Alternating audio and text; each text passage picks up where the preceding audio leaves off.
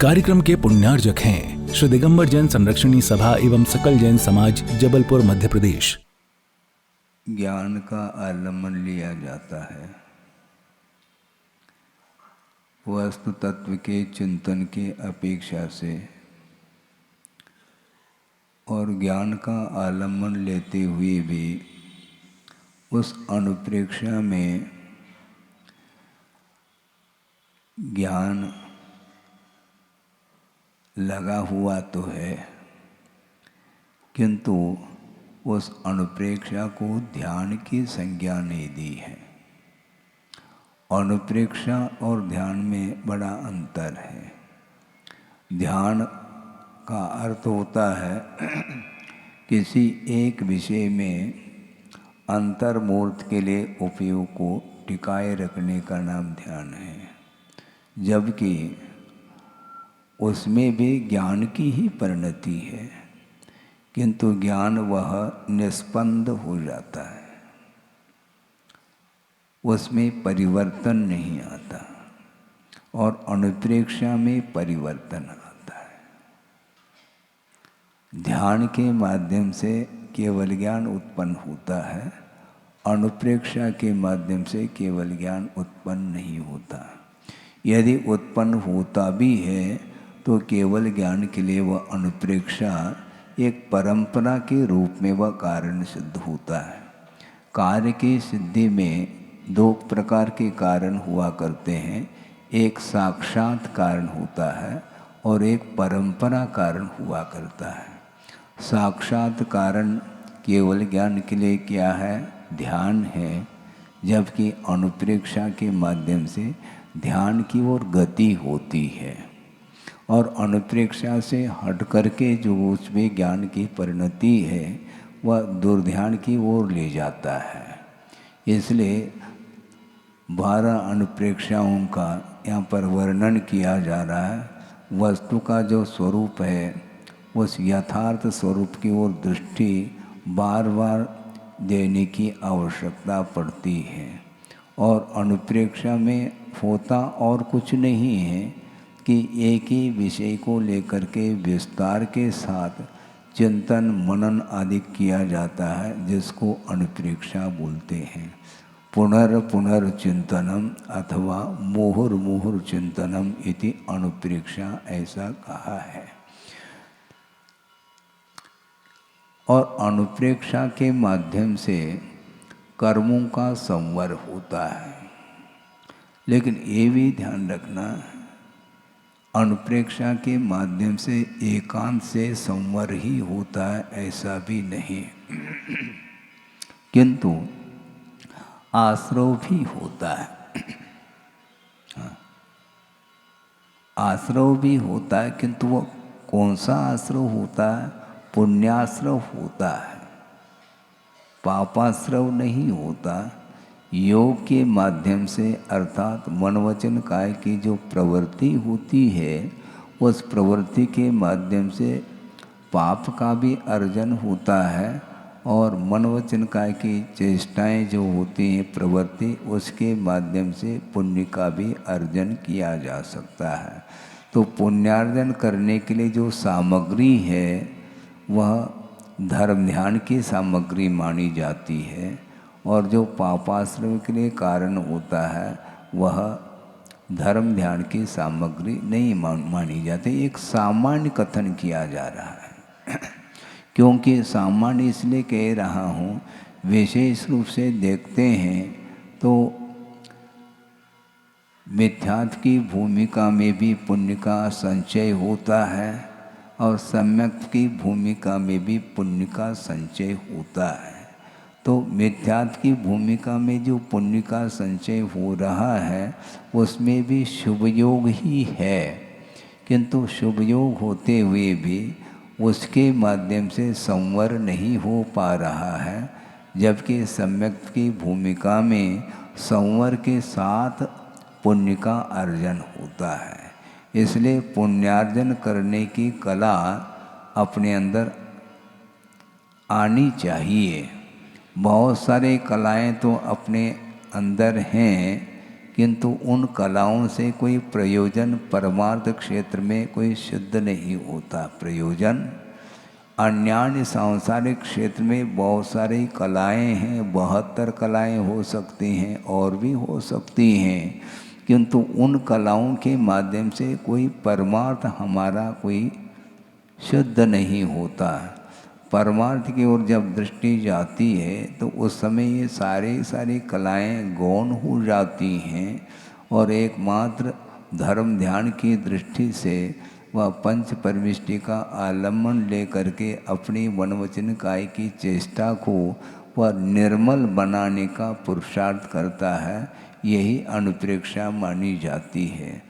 इसलिए वस्तु तत्व का स्वरूप जब ज्ञात होता है, ज्ञात होने के उपरांत तो वह कभी भी विपरीत चेष्टा करने का पुरुषार्थ नहीं करता, क्योंकि एक बार श्रद्धान हो जाता है कि यह हमारे लिए अहितकारी है और ये हितकारी है। इस प्रकार परिज्ञान होने के बाद, सम्यक ज्ञान होने के उपरांत वह अपनी क्षमता और भूमिका के साथ वह आगे बढ़ने का पुरुषार्थ करता है।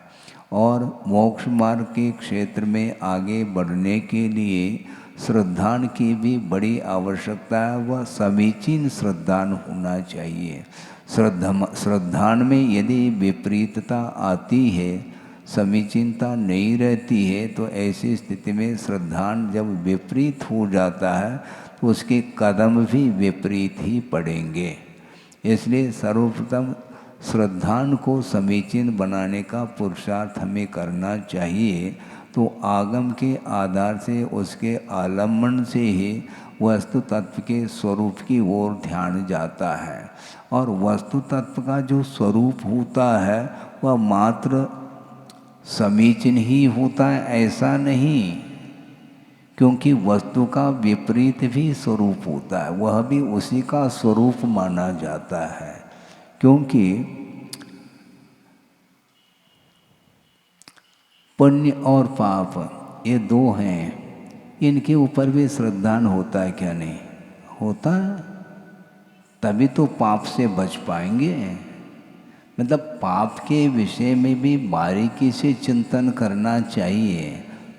पाप के बारे में चिंतन करने से कर्म बंद नहीं होता, बल्कि वस्तुतः उसका जो स्वभाव है, उसकी जो प्रकृति है वह ज्ञात हो जाती है। मिथ्यात्व का क्या स्वरूप है इसके बारे में भी बार बार अनुप्रेक्षा कर लेनी चाहिए। हाँ, तभी तो मिथ्यात्व का सही स्वरूप सामने आता है। राग के बारे में भी चिंतन करना चाहिए।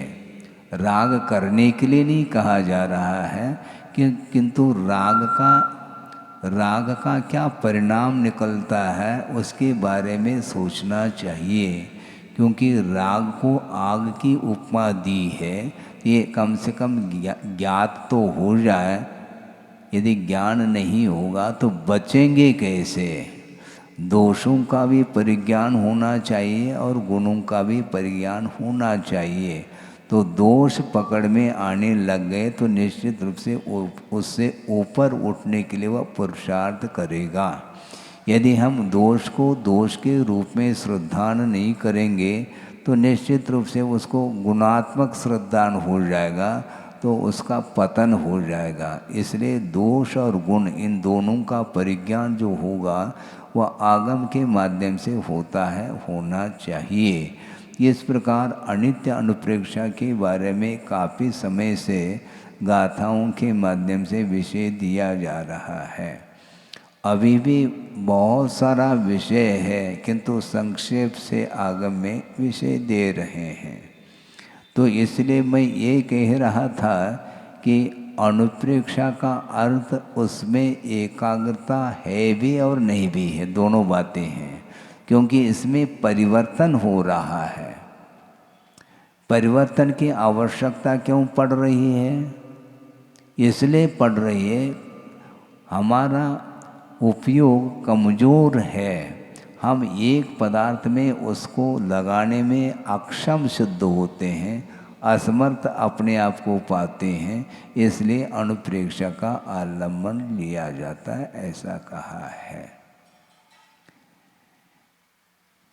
गुप्ति, समिति, धर्म, अनुप्रेक्षा, परिचय, विजय और चारित्र, ये सारे सारे संवर के लिए साधन हैं। जो व्यक्ति जो श्रवण गुप्ति में लीन होने में अपने आप को असमर्थ पा रहा है तो वह प्रवृत्ति में आता है। प्रवृत्ति में आने की उसकी इच्छा नहीं है, किंतु नहीं होते हुए भी गुप्ति में ठहरने की क्षमता नहीं होने के कारण बाहर आ रहा है। तो बाहर आकर के कम से कम हम पुण्य का ही अर्जन करें।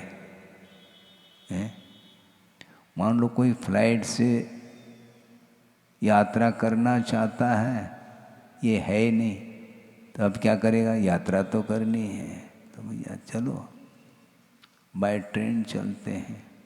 मान लो उसमें भी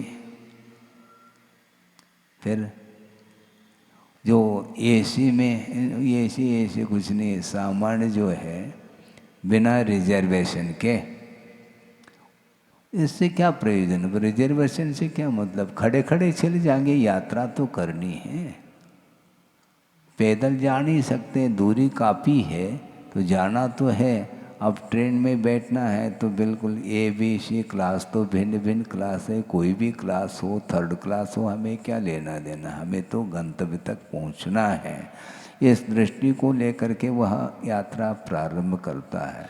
तो क्षमता के ऊपर ही सारा सारा विषय निर्धारित होता है। इसलिए भूमिका के अनुरूप बहुत सारे साधन हो सकते हैं। कर्म की निर्जरा के लिए अथवा कर्म के संवर के लिए एक ही कारण होता ऐसा नहीं, बहुत सारे साधन हैं। तो उसमें अनुप्रेक्षा भी एक साधन है ध्यान तक पहुंचने के लिए। बल्कि अनुप्रेक्षा को कथनचित हम ध्यान कह सकते हैं, क्योंकि वह 12 भावना के बाहर नहीं जाना चाहता, उसके भीतर ही,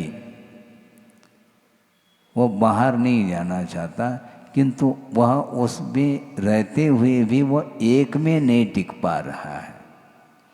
आप माला फेरते क्या नहीं?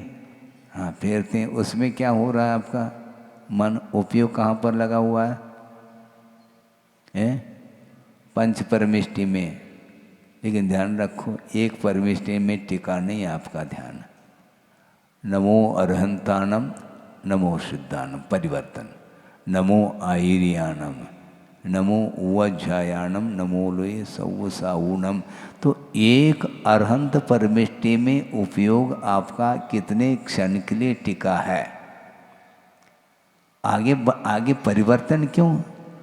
टिकता नहीं है, इसलिए परिवर्तन।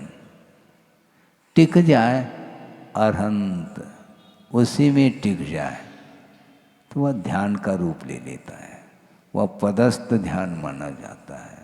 नमोकार मंत्र को भी हम कथनचित पदस्थ ध्यान के भीतर ले सकते हैं, क्योंकि पंच परमिष्टि के अलावा अन्य भी किसी भी पदार्थ का वह आलंबन नहीं ले रहा है। इस अपेक्षा से उसको भी ध्यान की परिणति कह सकते हैं। किंतु परिवर्तन जहाँ तक है वहाँ तक वह उपयोग एकाग्र नहीं है, ये कहा जाए। एक अग्र, एक में एक को ही प्रमुख बनाना, अग्र का अर्थ प्रमुख।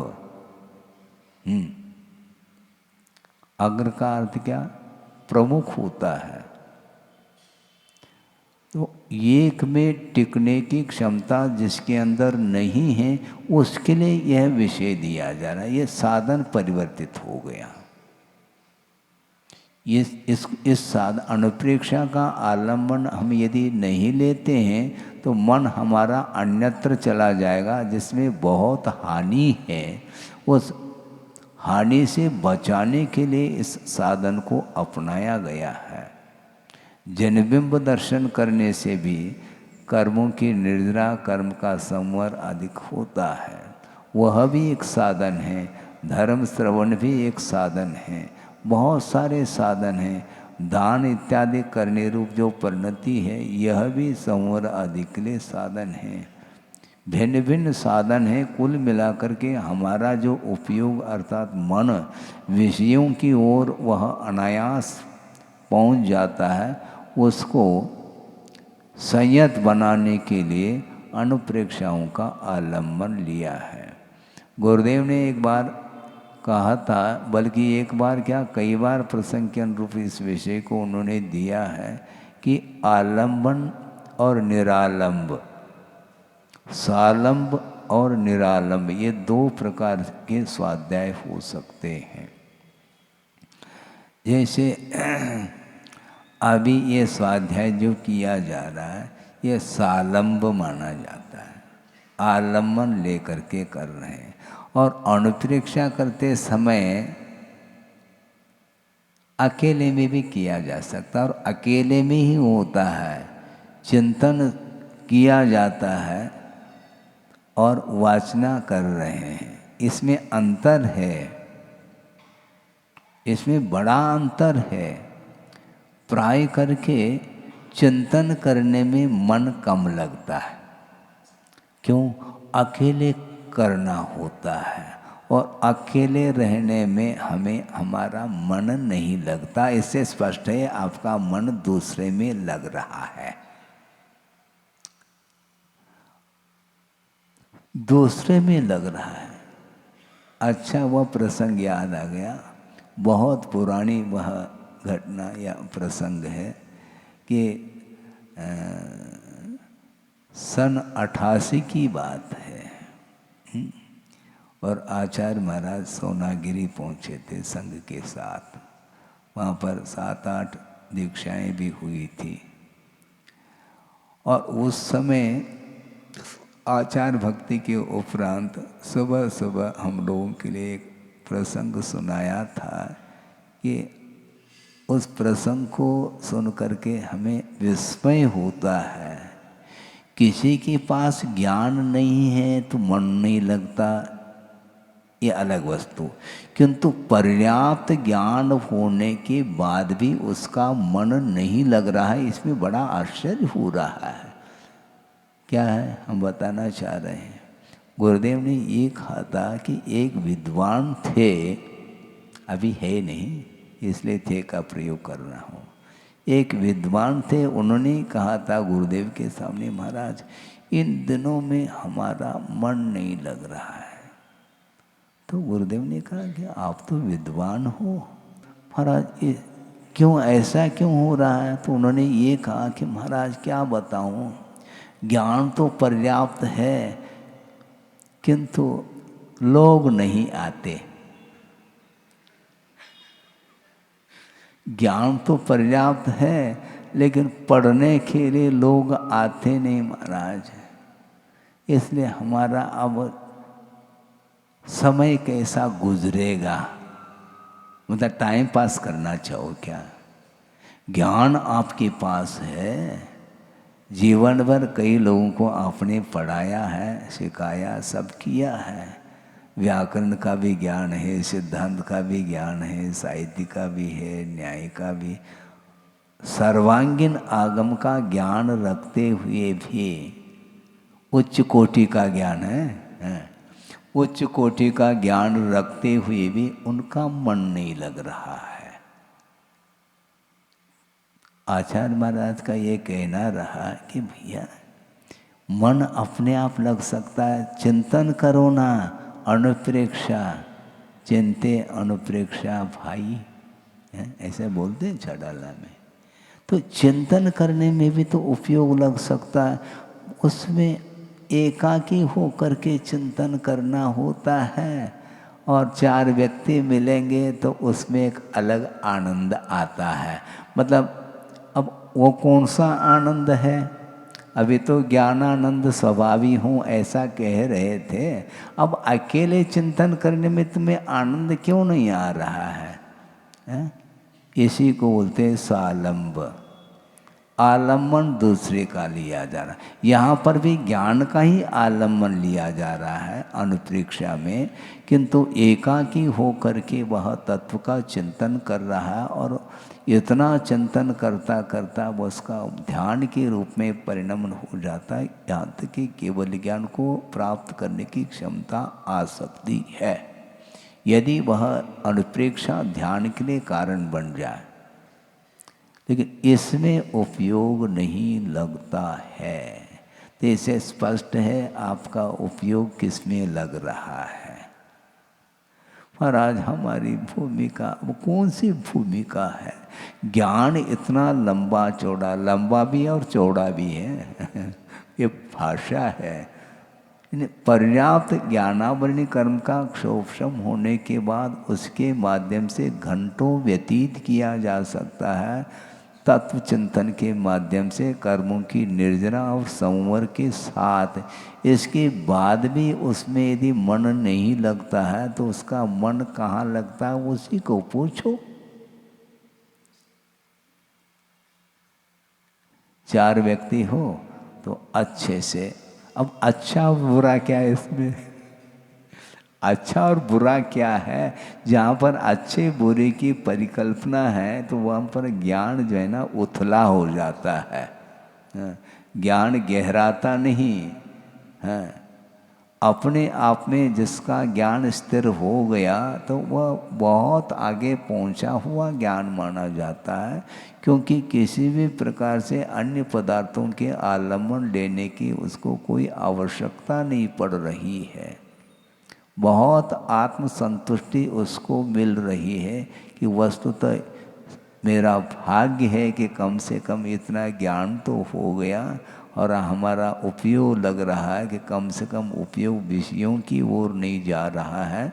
बहुत बड़ी उपलब्धि हुई ऐसा सोचना चाहिए उसको, किंतु वह न सोच करके वो ये सोच रहा है कि आज संख्या, आज उपस्थिति बहुत कम है।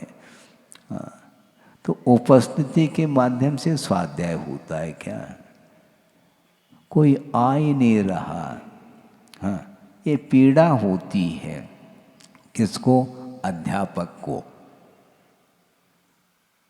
क्योंकि अध्यापन बिना छात्र के संभव नहीं। इसको सालंब बोलते हैं, किंतु आचार्य कहते हैं कि वो कोई आ जाए तो उसको दे दो, नहीं आ जाए तो स्वयं भोजन कर लो। क्या दिक्कत है आपको?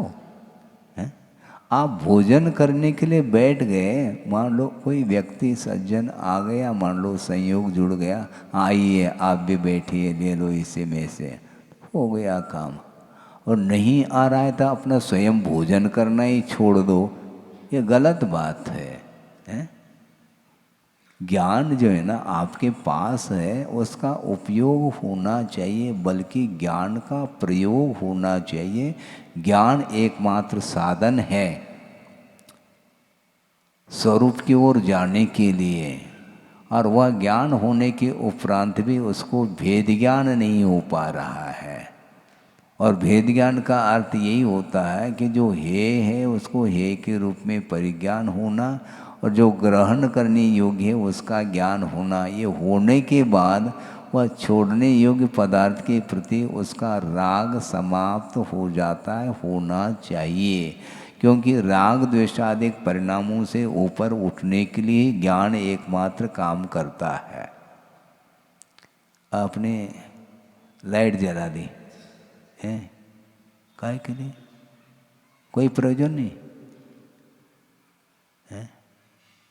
वह किसी न किसी कार्य को करने के लिए सहयोग प्रदान कर रहा है।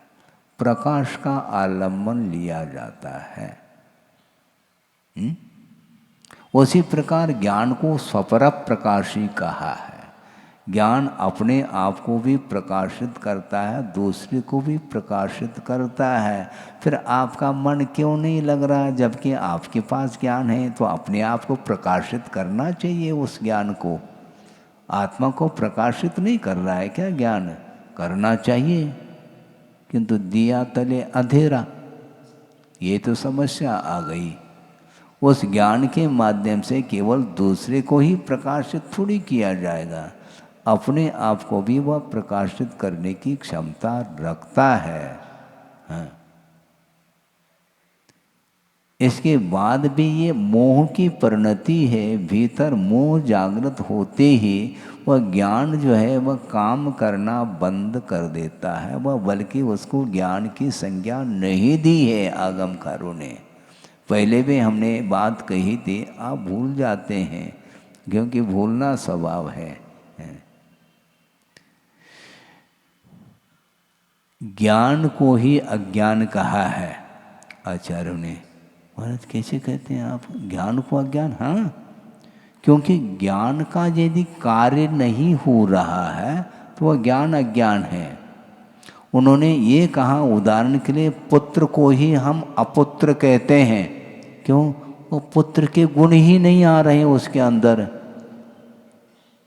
पुत्र का जो कार्य होना चाहिए तो वो उसके अंदर वो गुण ही नहीं, तो वो पुत्र को ही अपुत्र कह रहे हैं।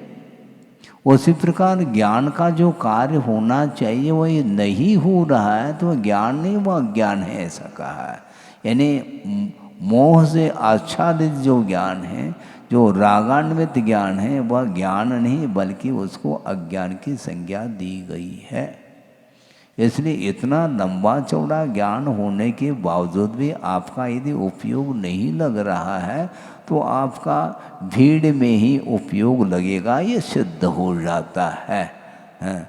और जो साधक होता है वह भीड़ से ऊपर उठना चाहता है, उसको भीड़ में आना पड़ता है, आने की इच्छा नहीं। तो महाराज आप भीड़ में रह करके कैसे अनुभव करते होंगे? आपको तो अनुभव होगा नहीं, आप केवल पूछ रहे हैं।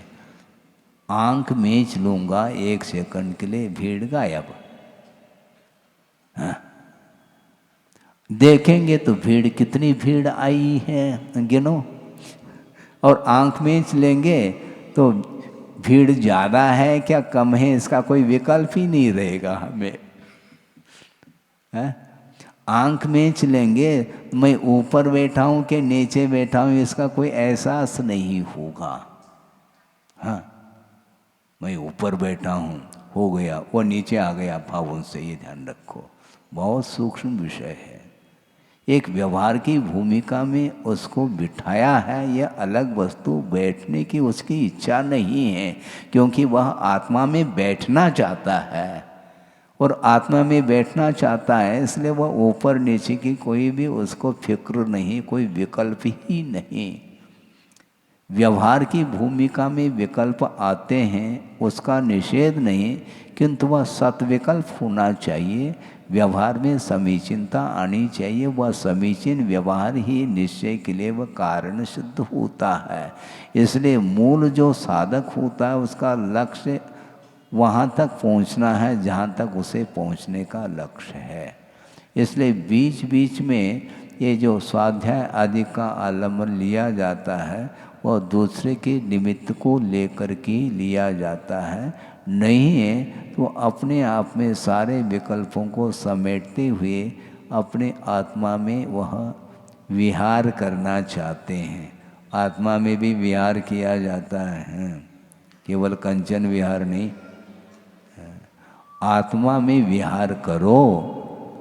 विहार करने की मान लो आदत है, विकल्प है, करते रहो, निरंतर आत्मा में विहार करो। कहाँ पर क्या बाहर क्या हो रहा उस ओर से अपने उपयोग को मोड़ लेना चाहिए। तो इस प्रकार आगम के माध्यम से ये सारा सारा चिंतन आता चला जाता है। आपके अंदर भी ज्ञान है किंतु उसका उपयोग आप नहीं कर पा रहे हैं या नहीं करना चाहते हैं, इसलिए वह ज्ञान कुंठित होता चला जाता है।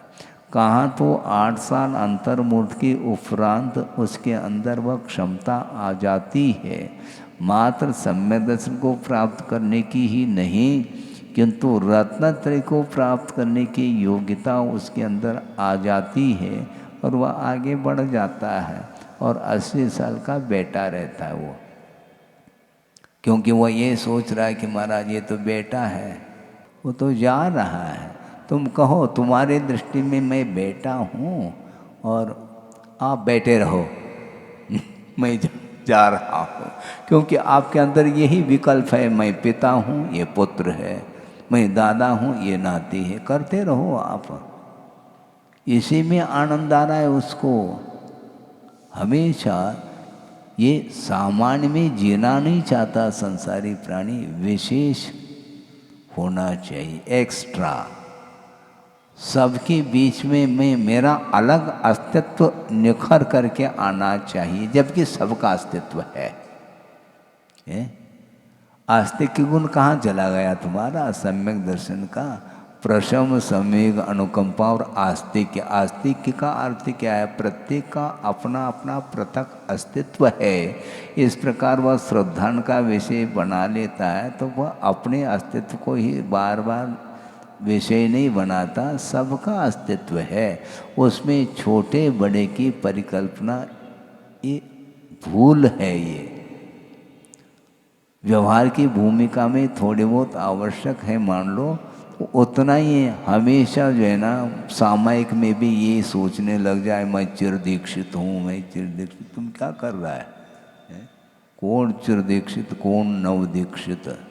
हाँ, वो प्रसंग में सुना दो तो ज़्यादा अच्छा है, क्योंकि बीच बीच में प्रसंग सुनाने से आपका उपयोग लगता है। नहीं है तो घड़ी की ओर ध्यान जाता है। बिल्कुल। आचार्य ज्ञान सागर जी महाराज बैठे हैं अपराह्न वेला में, भक्ति के बाद बैठे हैं, और एक सज्जन आ गए, महाराज हम बहुत दिन की हमारी एक भावना है, एक विकल्प आता है मन में। क्या विकल्प आता है? महाराज हम ये जानना चाहते हैं कि आपको दीक्षित होकर के कितने साल हुए? हो गया? और उन्होंने कहा नहीं, अभी अभी दीक्षित होकर के बाहर बैठा हूँ। हाँ, बात समझ में नहीं आती। बगल में आचार्य महाराज भी बैठे थे, उनने सोच लिया बिल्कुल रहस्य है इसमें, उनको ज्ञात हो गया, किसी को ज्ञात नहीं होगा। वो महाराज आप कह रहे हैं अभी अभी दीक्षित होकर के मैं आया हूँ। ठीक ही तो कह रहा हूँ, क्योंकि प्रतिक्रमण करके मैं आया हूँ, क्योंकि दोषों का परिमार्जन करना ही दीक्षा है। दोषों को परिमार्जित करना ही दीक्षा है। आप समझ रहे हैं हमारे लिए इतने 20 साल हो गए, 40 साल हो गए, 50 साल हो गए, तुम दिन गिनते रहो, साल गिनते रहो। प्रतिदिन 3 बार जो है श्रवण प्रतिक्रमण करता है। अपने किए हुए जाने अनजाने में प्रमाद आदि के कारण जो दोष उत्पन्न होते हैं, उनको आगम के आधार से उसका परिमार्जन करके प्रायश्चित आदि ले करके वह शुद्ध हो करके बैठ जाता है। इसी का नाम दीक्षा है। भाव दूषित हुए हैं और भावों का परिमार्जन, यही दीक्षा है।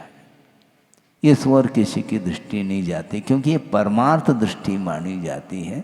व्यवहार की भूमिका में वह अलग है, उसका लोप नहीं किया जा रहा है, किंतु बार बार व्यवहार की ओर दृष्टि जाना ठीक नहीं, क्योंकि व्यवहार में यदि उलझेगा तो परमार्थ को अथवा निश्चय को भूल सकता है। इसलिए निश्चय की ओर जाने के लिए व्यवहार को समीचीन बनाने की आवश्यकता है, तभी वह व्यवहार समीचीन व्यवहार निश्चय के लिए हेतुभूत हो सकता है। इस प्रकार ये सूक्ष्म उनकी दृष्टि प्रत्येक व्यक्ति के अंदर ये वह दृष्टि नहीं आ सकती है। हाँ, हम ये जूनियर हैं, हम सीनियर हैं, शुरू हो गया। अभी सीनियर की व्याख्या नहीं मालूम आपको, गुरुदेव ने क्या की है मालूम है? सीनियर, पास में देखो,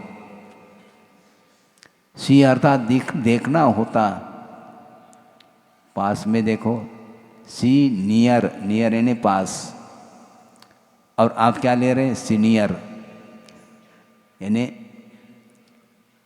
ये जूनियर है, ये सीनियर है। इनको ज़्यादा एक्सपीरियंस, अनुभव इसको ज़्यादा है। किसका अनुभव है? यदि मोह का अनुभव ज़्यादा है तो आप तो भगवान से भी सीनियर है।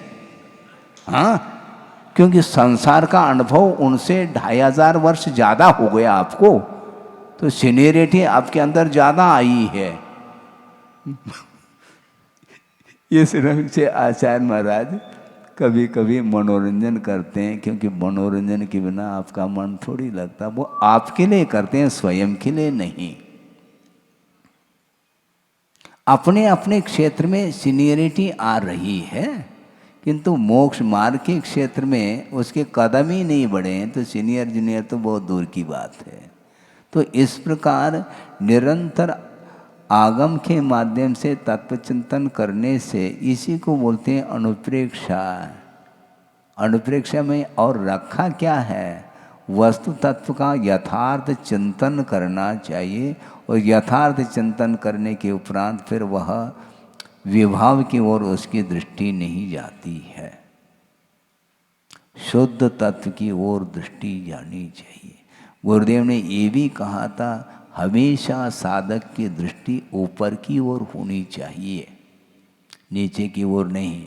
नीचे की ओर दृष्टि जाती है तो मैं सीनियर हूँ, ये भाव आएगा, मैं बड़ा हूँ, ये भाव आएगा, मैं ज्ञानी हूँ, मैं ध्यानी हूँ, ये भाव आएगा।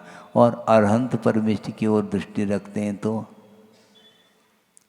बस बहुत नीचे हो जाएंगे, हमारा जो ग्राफ जो बढ़ रहा था ना, डाउन हो जाएगा। ये सापेक्ष कथन इसी को बोलते हैं। किसी अपेक्षा से आप बड़े हैं, किसी अपेक्षा से आप छोटे हैं, और जहाँ पर छोटे बड़े की परिकल्पना समाप्त हो गई तो कौन सी अवस्था है? वो सिद्ध अवस्था है। अरहंत से भी एक सीढ़ी ऊपर है वो। अरहंत परमेष्टि शरीरातीत नहीं हुए हैं, क्योंकि समोह शरण में विराजमान है। और सिद्ध परमेष्टि कोई समोषण रचना उनकी है? वो समोषण में थे, समोषण से ऊपर उठ गए, बल्कि शरीर से ही ऊपर उठ गए, निर्वाण कल्याणक हुआ। अब अरहंत अवस्था से वो पार हो गए। यह भी एक अवस्था है जीव की, इस प्रकार चिंतन करना चाहिए। तो गुरुदेव का बार बार ये कहना रहता है, यदि अहंकार से ऊपर अपने आप को उठाना चाहो, अहंकार को समाप्त करना चाहो, तो अपने से जो बड़े हैं उनकी आराधना में लग जाओ, तो सारा का सारा अहंकार भाव समाप्त हो सकता है। मेरे पास मन पर ज्ञान है, तुम्हारे पास है ही नहीं। और मान लो किसी के पास उत्पन्न हो गया तो ये कहता है मेरे पास विपुलमति है, तो ठीक है भैया ले लो। और केवल ज्ञान हो जाए तो सब मति समाप्त हो गई। न ऋजुमति है, न विपुलमति है, न अवधि ज्ञान है, न मति ज्ञान है, न श्रुत ज्ञान है। आपका क्या चाहिए है? क्योंकि क्वांटिटी ज़्यादा है ना। 100 का नोट चाहिए क्या 4 चौवन्नी चाहिए? मुझे बताओ। बच्चों को समझाना है तो समझा दो, हमें 4 चौवन्नी मिल गए, बुद्धि काम नहीं कर रहे, और एक को 100 रुपए का नोट दिया है, और वो बच्चा सोचता है कि उसको कागज मिला है, हमें तो झन झन झन आवाज़ आ रही है, वह बजाता रहता है, उसको बुद्धि है ही नहीं। गुरुदेव ये कहते कि मति ज्ञान, श्रुति ज्ञान, अवधि ज्ञान, मन परिज्ञान ये चिल्लर है। केवल ज्ञान जो है ना, वो बंदा नोट है, वो चिल्लर पार्टी है ही नहीं। वो आपको क्या चाहिए? केवल ज्ञान अर्थात मात्र ज्ञान है, उसमें भेद नहीं है। केवल को अर्थ ये दिया कि असहायी केवल ज्ञानम कहा। केवल ज्ञान किसी का सहयोग नहीं लेता, मति ज्ञान, श्रुति ज्ञान सहयोग लेते हैं। आपके पास जो ज्ञान है वह इंद्रिय आश्रित ज्ञान माना जाता है, इंद्रियातीत ज्ञान नहीं। और इंद्रिय के आधार से, आलम्बन से पदार्थ का ज्ञान हो रहा है, और आपके पास आंख तो है, फिर तो क्यों लगा रहे महाराज? इसलिए लगा रहा हूँ, लाइट की आवश्यकता पड़ रही, रात में नहीं। रोशनी गई है क्या आंख में? रोशनी तो है, लेकिन आलम्बन की आवश्यकता है। और आलम्बन ले लिया, फिर भी नंबर आ गया। अब कौन सा फर्स्ट नंबर? वो नंबर नहीं महाराज, ग्लास बदलना पड़ेगा। अब इसका नंबर बढ़ रहा है, तो नंबर बढ़ना अच्छा माना जाता है ना, ज़्यादा नंबर मिल रहे। नहीं, आँख ये आई साइड जो है ना, ये कमज़ोर होता चला जा रहा है। तो इसी को बोलते आलंबन। अवधि ज्ञान भी मर्यादा को लेकर के ही वह पदार्थ को जानता है। असीम पदार्थ को जानने की क्षमता यदि है तो वह केवल ज्ञान के पास है। तो हमें भी केवल ज्ञान प्राप्त हो जाए महाराज, ताकि हम विश्व को जानते रहेंगे। यही तो समस्या है। विश्व को जानने के लिए केवल ज्ञान प्राप्त नहीं करना, किंतु संसार से ऊपर उठने के लिए वह केवल ज्ञान प्राप्त हो रहा है। और केवल ज्ञान प्राप्त होने के उपरांत मोहनी कर्म अपना प्रभाव नहीं डाल सकता, समाप्त हो गया। मोह क्षयात ज्ञान दर्शनावरणांतरा क्षयाच केवलम कहा है। केवल यह ज्ञान यदि प्रकट होता है तो मोह का क्षय करो। कैसे करें महाराज, पर कैसे करें? और क्षय मैं करके दे दूं, ऐसा थोड़ी होता है। आपको करना है, आप करो।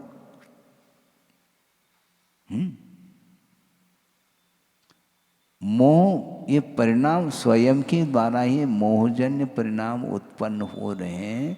मोह का, राग का, द्वेष का जो संबंध है वह आत्मा के साथ अनन्य संबंध माना जाता है। ये राग द्वेषादिक भावों का जो आत्मा के साथ संबंध है वह भी तादात्म्य को लेकर के ही है, किंतु वैभाविक तादात्म्य है, ये बात अलग है। इसलिए इस प्रकार जो वैभाविक परिणति है, राग द्वेषात्मक परिणति, इसके माध्यम से ही हर्ष विषाद आदि होते हैं। और जब तक ज्ञान में हर्ष विषाद आदि परिणाम रहेंगे तब तक वह ज्ञान समीचीन काम नहीं कर सकता। श्रद्धान के अपेक्षा से उसमें ज्ञान में समीचीनता आई है, किंतु चारित्र के अपेक्षा से अभी भी वह ज्ञान बहुत पीछे है, ऐसा कहा जा रहा है। वस्तुतः ज्ञानी की परिभाषा आध्यात्मिक क्षेत्र में अलग कुंद स्वामी कहते हैं। उपेक्षा का नाम ही वस्तुतः ज्ञान है, क्योंकि वह ज्ञान का फल माना जाता है। हाँ, ज्ञान लेकर के करोगे क्या? ज्ञान के माध्यम से उसका जो फल अर्थात उपेक्षा, और उपेक्षा का अर्थ चारित्र हुआ करता है। लौकिक क्षेत्र में उपेक्षा का अर्थ बोलते इग्नोर कर दिया। उपेक्षा का अर्थ अपेक्षा का अभाव है। यहाँ पर अपेक्षा के अभाव का नाम उपेक्षा, उसी का नाम चारित्र कहा। वह किसका फल है? ज्ञान का फल है। नानस फलम उवेखा अज्ञान हानिर्वा, ऐसा कहा। ज्ञान का जो फल है वह उपेक्षा का अर्थ चारित्र है, और चारित्र का अर्थ ही है राग द्वेष के अभाव का नाम ही चारित्र कहा है। इसलिए अनुप्रेक्षाओं के माध्यम से राग द्वेषादिक भाव की क्षति होती है, समाप्त हो जाते हैं राग द्वेष। आप राग द्वेष को बढ़ाना चाहते हैं कि घटाना? सही से बोलो, राग को बढ़ाना है क्या घटाना? हाँ, केवल कह रहे हैं घटाना है, लेकिन हटाना पड़ेगा पहले। जिन वस्तुओं के माध्यम से रागादिक भाव की उत्पत्ति होती है, उन पदार्थों को हटाओगे तो राग घटेगा। हाँ, वो हम सब अपने पास ही रखना चाहते हैं, और फिर भी हम राग को घटाना चाहते हैं। पास में क्यों रखा? उसके पास क्यों जा रहे हैं आप? हाँ? आपको गर्मी भी लग रही है और अग्नि से दूर भी नहीं होना, दोनों बातें हो रही हैं। राग आग है ये कहा जा रहा है, फिर भी आग के पास जाते हैं आप। ये अज्ञान नहीं है क्या? इसलिए कहना अलग वस्तु, कथनी और करने में बड़ा अंतर आता है। मुझे महाराज संसार से ऊपर उठाओ। लिफ्ट लगी है क्या? जैसे यहाँ पर लगी है लिफ्ट है, सभा भवन में लिफ्ट है बताते हैं। और मान लो आपको लिफ्ट नहीं दिया तो लिफ्ट का अर्थ क्या होता है? वो लिफ्ट अलग है, इनको कोई लिफ्ट नहीं दिया जा रहा है, इसके लिए रिस्पांस नहीं मिल रहा है, महत्व नहीं दिया जा रहा है, तो बस बाहर से क्यों महत्व आप चाह रहे हो? आपके पास ज्ञान है, ज्ञान का महत्व आंखों दूसरे के द्वारा। बड़ी विचित्र दशा है ये।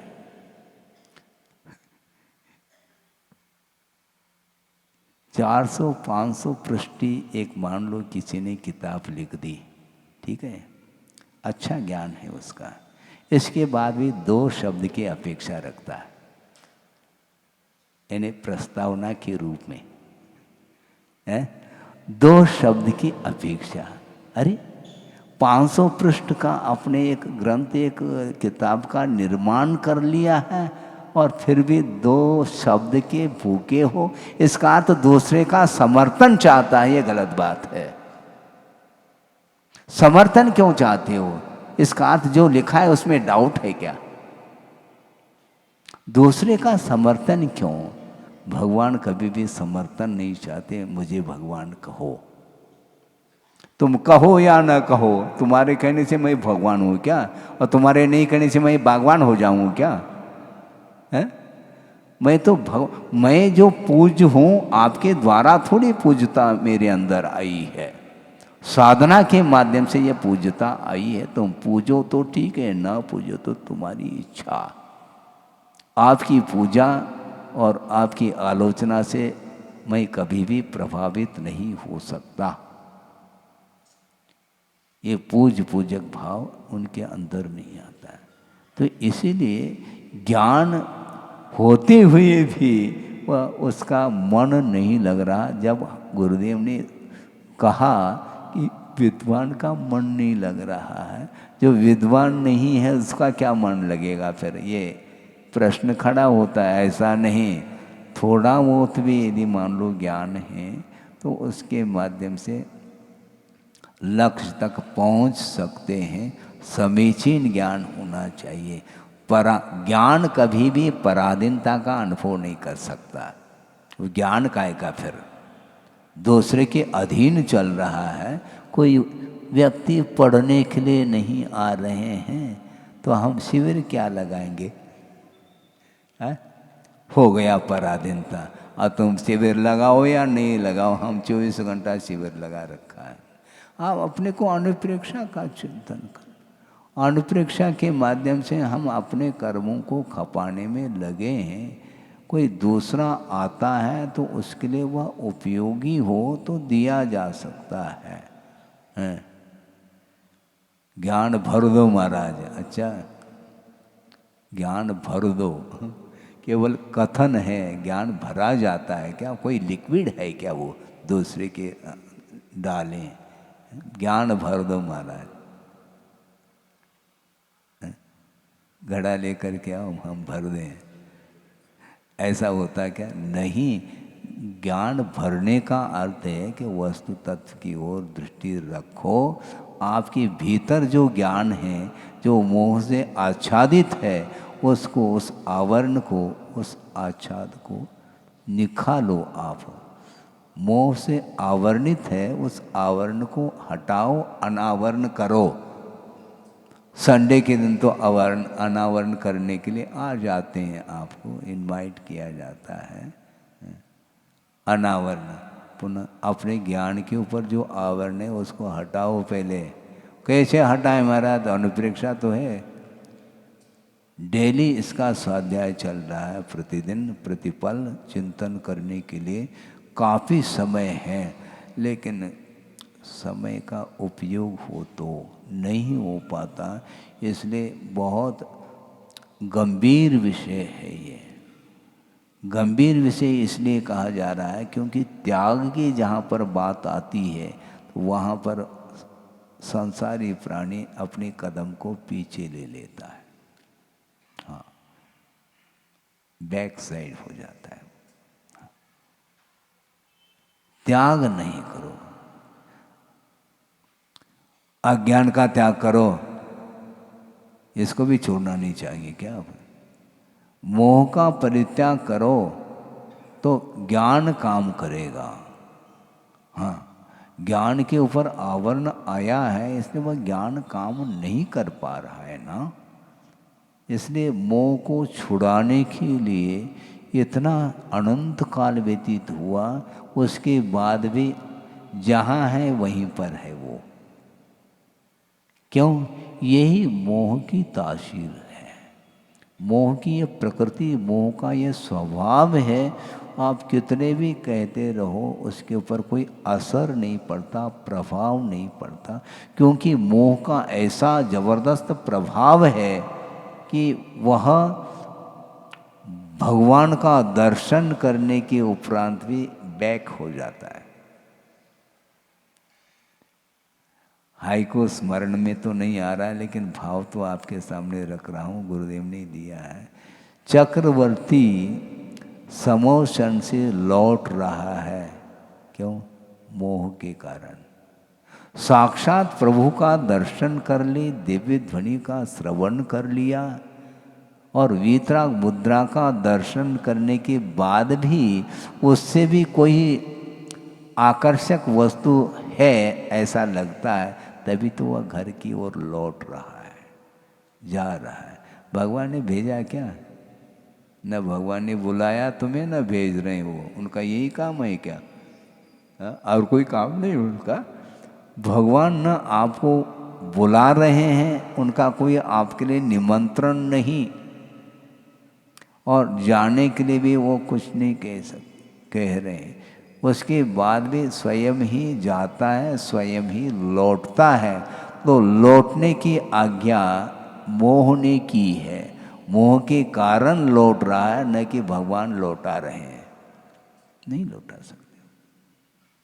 ये मोह, वो शायद सम्यक दर्शन होने के बाद भी वह आकर्षण उसका नहीं छूट रहा है। इसलिए तो क्या करेंगे? वह कुछ नहीं करना, जो कर रहे वह ना करो, बस इतना ही कहना है हमारा। क्या करें महाराज? करना कुछ नहीं है महाराज। सामायिक में क्या करना? सामायिक में कुछ नहीं करना, यही सामायिक है। कुछ करना है वह सामायिक नहीं, क्योंकि साम्य भाव का नाम सामायिक कहा है। जहां पर विषमता है वहां पर सामायिक नहीं है। आर्त रौद्र परित्याग तत् ही सामायिकम मतम कहा।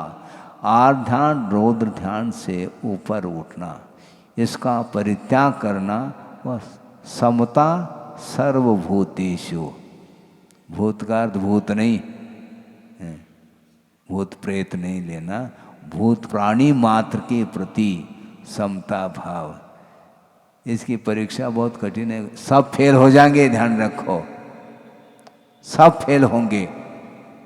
समता सर्वभूतेषु कहा, पूरी सभा हिल सकती एक यदि अजगर आ जाए तो है। समता सर्वभूतेषु, उस समय यह पंक्ति गायब, और बस यहां से पलायन हो जाएगा वो। इसीलिए समता की जो परीक्षा है वह विषमता में है, ये ध्यान रखो। सब कुछ अनुकूलता है, इसलिए हमारे पास समता है। ऐसी समता है, इस प्रकार अपने आप जो है ना, वो पेपर को मत जांचो। जांचने के लिए गुरुदेव बैठे हैं, वो समझते हैं तुम्हारी कितनी कुबत है। समता सर्वभूतेषु संयमे शुभ भावना, संयम में शुभ भावना, और आर्त रौद्र परित्याग, आर्त ध्यान रौद्र ध्यान से ऊपर उठना, तत् ही सामायिकम मतम, वह सामायिक माना जाता है। सामायिक में और कुछ नहीं, केवल साम्य भाव है। और समता एक में नहीं हुआ करती, दो में, दो से अधिक में। एक में क्या कंपैरिजन? तुलना एक में होती है क्या? दो में तुलना होती है, तो कोई क्वालिटी भेद जो है ना, ये दो से अधिक में। वैरायटी, प्रकार, एक में कोई प्रकार ही नहीं, वहां पर सापेक्ष कथन होता है। इसलिए इस वो दृष्टि नहीं रखना। शत्रु हो, मित्र हो, और दुख हो, सुख हो, कंचन हो, काज हो, जीवन हो मरण हो, इन सब में साम्य भाव रखना, क्योंकि इसमें किसी भी प्रकार से कोई आकुलता के लिए स्थान नहीं, एकदम तटस्थ है वो। और तटस्थ का अर्थ क्या समझते हैं आप? वह दूसरे के तट तक नहीं जाना चाहता, वह अपने तट में स्थित है। तटे तिष्ठति इति तटस्थः, जो अपने तट में रहता है उसका नाम तटस्थ है। वह दूसरे की फिक्र नहीं उसको, कौन क्या कर रहा है, कोई नहीं क्या, कोई प्रतिकार नहीं, कुछ भी नहीं, तटस्थ है, माध्यस्थ इसी को बोलते हैं। उसका नाम सामायिक होता है। इसलिए निरंतर अनुप्रेक्षा के माध्यम से परिणामों को यदि निर्मल बनाएंगे, उसके माध्यम से ही तटस्थता आ सकती है। और वह अंतर्मुहूर्त के लिए वह तटस्थ रह जाएगा तो केवल ज्ञान आ जाएगा। केवल कहना भर आसान है, करना बहुत कठिन है। समय आपका हो गया है बिना गाथा के, क्योंकि अनुप्रेक्षा चल रही है, गाथा नहीं भी पढ़े तो अनुप्रेक्षा तो हो ही रही है। इस प्रकार निरंतर आपके पास जो ज्ञान है उसका उपयोग ज्ञान के लिए करो। ज्ञान का उपयोग ज्ञान के लिए होना चाहिए। प्रकाश का उपयोग है काय के लिए है? सुनो, प्रकाश वह आते ही अंधकार टिक ही नहीं सकता। हाँ, प्रकाश टार्च दिखाओ, अंधकार एक हाथ से निकालो, ऐसा होता है क्या? है ये सह अनवस्था, इसी को बोलते हैं। ये अंधकार रहेगा तो प्रकाश नहीं, प्रकाश रहेगा तो अंधकार नहीं, आ ही नहीं सकता। विरोधी तत्व है वो। दिन है तो रात नहीं, रात है तो दिन नहीं। इसलिए आपके पास प्रकाश है, फिर अंधकार का अनुभव क्यों कर रहे हो तुम? उस ज्ञान का प्रकाश, उस ज्ञान के प्रकाश में आत्म तत्व का दर्शन यदि नहीं हो रहा है, फिर कौन सा ज्ञान दें आपके पास, भर दें? आपके पास जो ज्ञान है वह आत्म तत्व के दर्शन के लिए कारण नहीं बन रहा है, तो बनेगा और कौन सा ज्ञान बनेगा मुझे बताओ? उसमें जो आवरण है, परत जो आया है, तो उसको हटा दो, अपने आप आत्मा का दर्शन हो सकता है।